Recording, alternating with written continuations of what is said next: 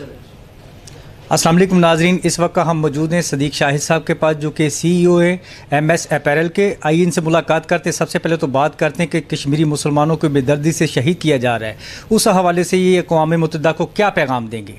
जी अस्सलाम वालेकुम तमाम मुसलमान भाइयों को और हमारे जो कश्मीरी भाई हैं स्पेशली इस वक्त पिस रहे हैं जिन हालात में आज 68 डे हो गए हैं उनको, और जब हम न्यूज़ देखते हैं तो दिल दुखता है उनके हालात देख के कि हम 2-3 दिन नहीं गुजार सकते पानी के बगैर, लाइट के बगैर और खाने के बगैर। तो उनको 68 डे हो गए हैं, वो कहाँ से कमाते होंगे, कहाँ से खाते होंगे? और दिन रात ये सोच के और देख के जो हालात हैं दिल दुखता है और तकलीफ़ होती है।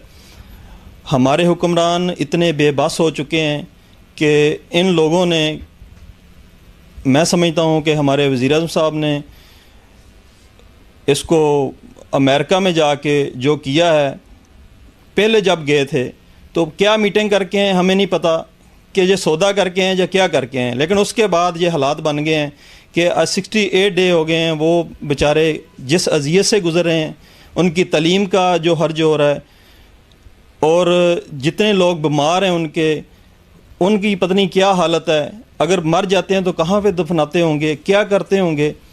ये बहुत सारे मसाइल हैं इनके और इसका कोई हल होता नज़र आ नहीं रहा हमें।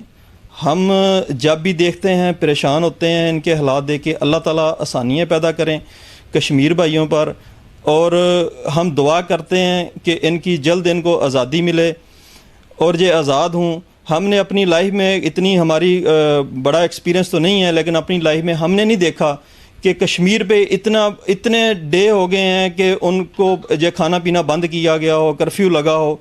और इससे हट के ये भी दिल बहुत दुखता है, बड़ी तकलीफ़ होती है सोच के कि हमारे मुसलमान बहनें जो हैं वहाँ पे, उनके साथ क्या होता होगा। उनकी कोई लफाज ऐसे नहीं मिल रहे, हम अपने मुंह से क्या बोलें। अब सोच सकते हैं, आप भी समझते हैं, सोच रहे होंगे कि उनके साथ क्या होता होगा।